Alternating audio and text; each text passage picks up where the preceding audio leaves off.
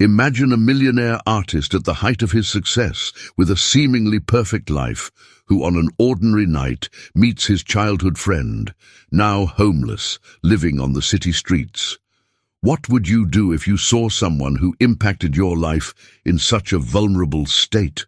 Lucas Andrade believed that his talent and fortune could change the world, but Sophia Rice, with her strength and pride, shows that it is not so simple. What begins as a reunion full of past hurts turns into a journey full of exciting twists and turns. A secret separated them years ago, but has destiny brought them together to right the wrongs of the past? Get ready for a story of overcoming, friendship, and the power to transform pain into hope. You won't want to miss the surprising outcome of this unshakable connection. The lights from the Monteverde Gallery illuminated the works that adorned the walls, each one boasting the talent and fame of Lucas Andrade. He circulated around the space, shaking hands and hearing compliments that seemed automatic. Despite the glitter of the charity event, where his most recent work would be auctioned, Lucas felt distant, as if he were on autopilot. "Congratulations on the play, Lucas. You really captured the essence of hope," commented one critic. "Thanks. I hope she finds a good home," Lucas replied, smiling politely before walking away. At the end of the event, he decided to walk through the nearby streets. The night air was cold but invigorating. Lucas needed a moment away from the glamour and expectations.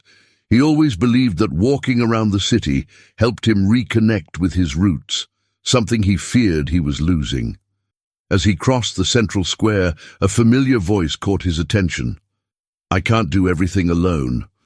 "You need to help too," the woman said, leaning over a man who looked homeless. Lucas stopped and watched. The woman had messy hair, simple clothes, and a determined look. She held a bag with some food, dividing it among the people around her. For a moment, he was still. I could have sworn I knew that face. "Sophia?"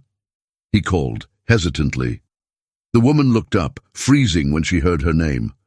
Her eyes met his, full of surprise and embarrassment. "Lucas, what are you doing here?" she asked, avoiding prolonged eye contact.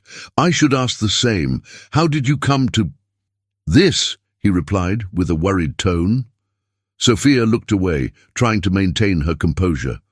"Not everything in life follows the perfect script, Lucas. Not everyone is lucky enough to make a living from what they love," she said, the bitter tone showing. Lucas took a step forward, still trying to process the scene before him. She was his childhood friend, the person with whom he shared secrets and dreams, and now here she was, living on the streets. "You need help. I can—" he began, but Sophia interrupted him. "I don't need your pity. I am fine," she said, clearly uncomfortable. Lucas knew she was far from fine, but he didn't insist. Instead, he offered a sad smile. "It's good to see you again, Sophia," he said softly before turning around. As Lucas walked away, the sound of Sophia's voice echoed in his mind.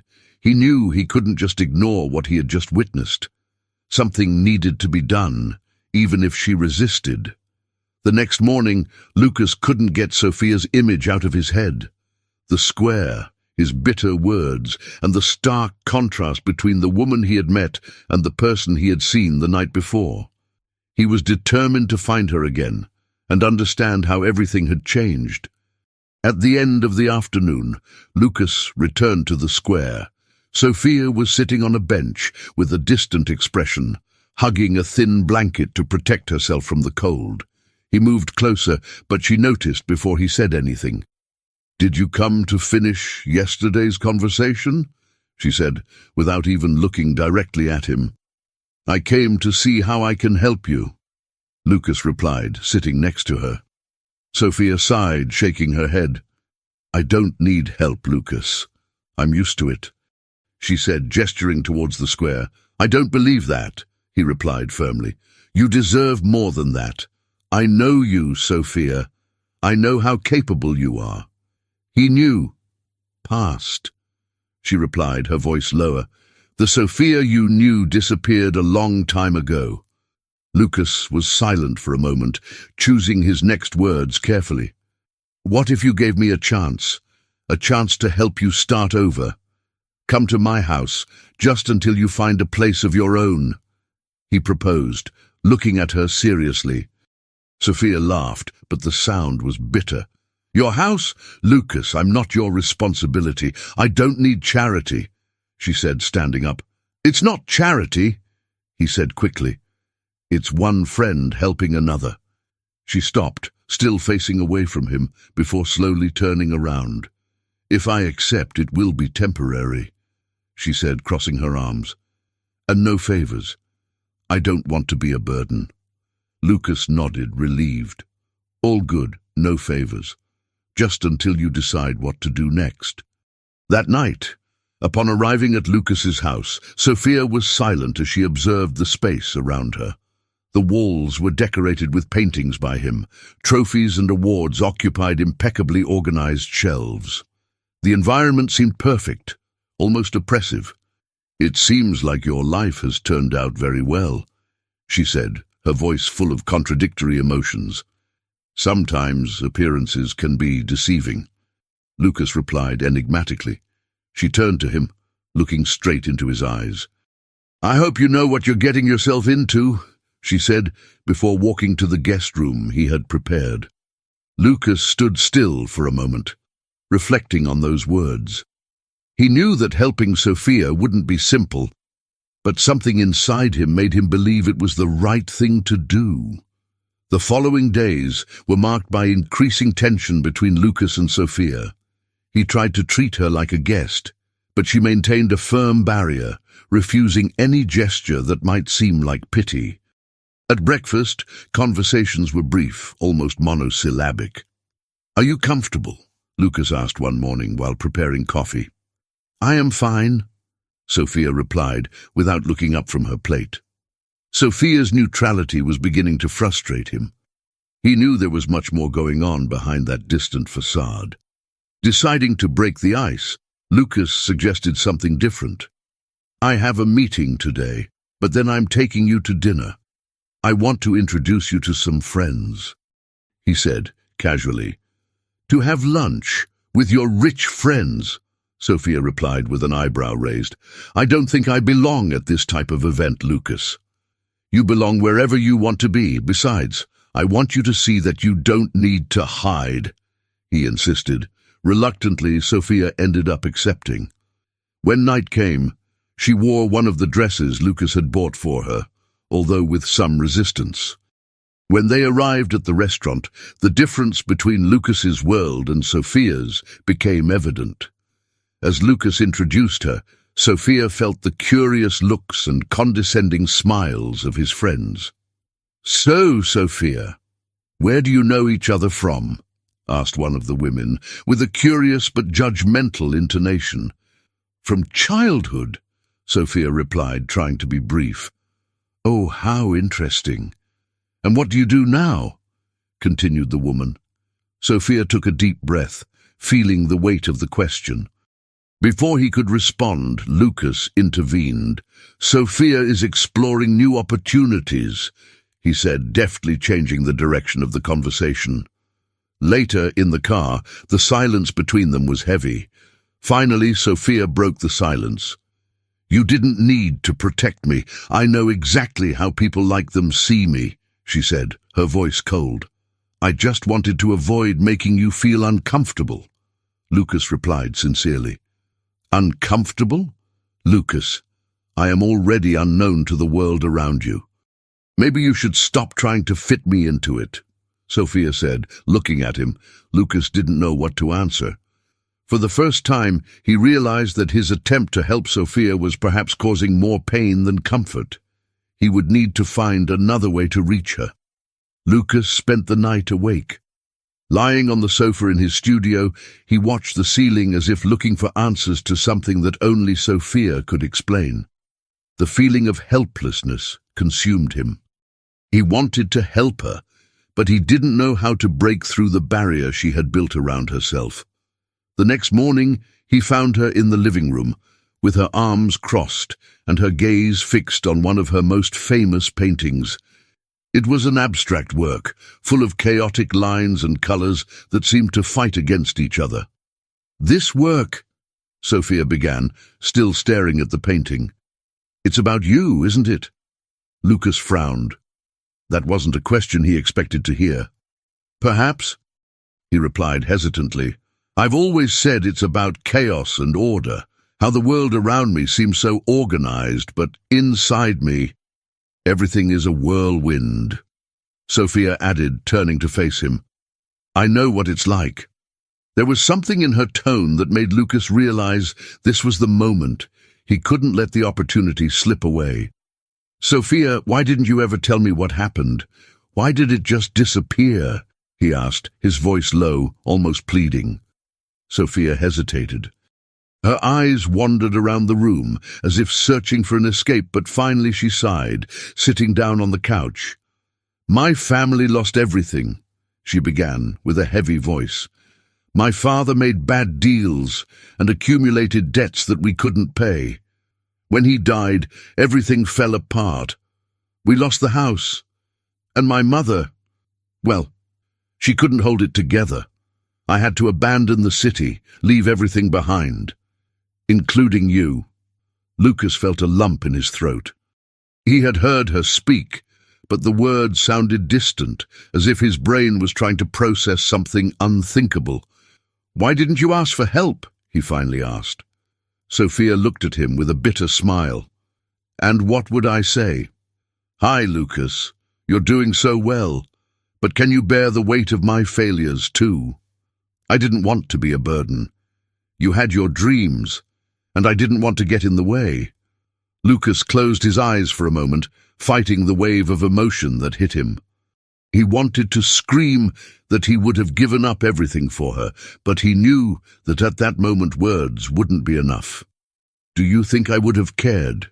he asked, his voice full of sadness. "Do you think I wouldn't have chosen to be by your side?" Sophia looked away, shaking her head. "Perhaps, but that doesn't matter anymore. I survived," she said, giving a small smile that didn't reach her eyes. Later that same day, Lucas decided he needed to show her something. He took her to his studio, where a series of screens were covered in white sheets. "I want you to see this," he said, pulling one of the sheets. Underneath was a vibrant painting of a scene from their childhood, a treehouse in the middle of a field, with two smiling children. It took Sophia a few seconds to recognize it, but when she did, she covered her mouth with her hands. "It's us," she said, her voice full of surprise and emotion. "Yes, I never forgot you, Sophia," Lucas said, watching her closely. Sophia touched the edge of the painting gently, while a solitary tear ran down her face. "I didn't know I still had a place in your life," she murmured, her voice trembling. Lucas approached slowly. "You always will," he replied softly. At that moment, the silence between them seemed more meaningful than any words. The distance that once seemed insurmountable began to disappear. For the first time, Sophia felt that perhaps she didn't need to face the world alone. Lucas, in turn, realized that helping Sophia was not just a way to reconnect with the past, but to heal something inside him that he didn't even know was broken. The next day, Lucas woke up feeling renewed. For the first time in years, he felt like he was moving towards something meaningful, something that went beyond his art and the superficiality that surrounded him. He went down to the kitchen and found Sophia at the table with a cup of coffee in her hands, lost in thought.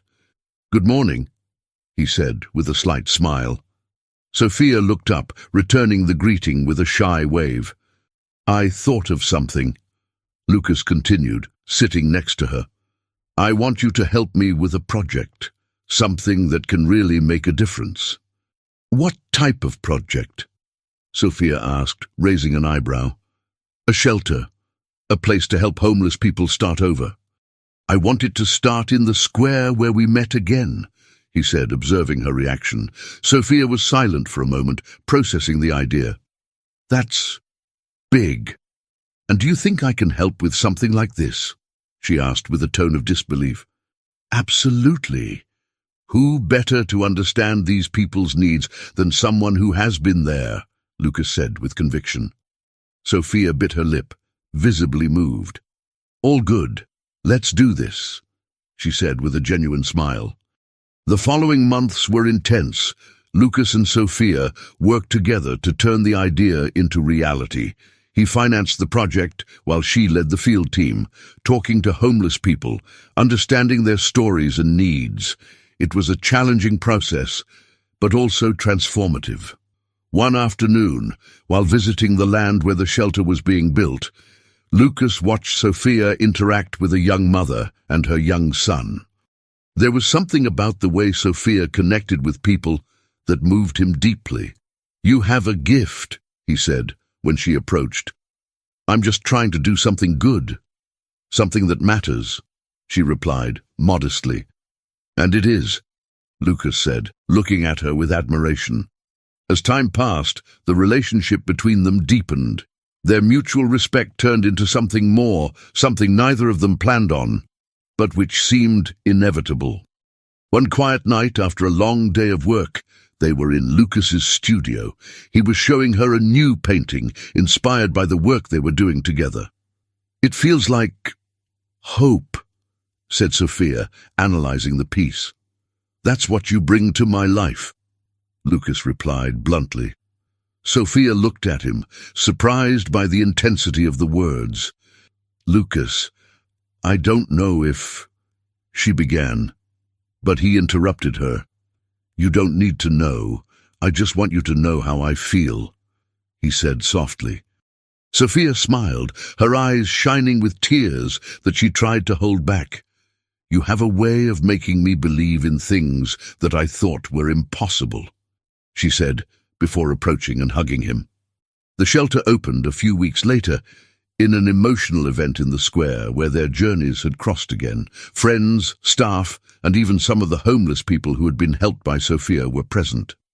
"Today, we start something that will change lives," said Lucas in his speech.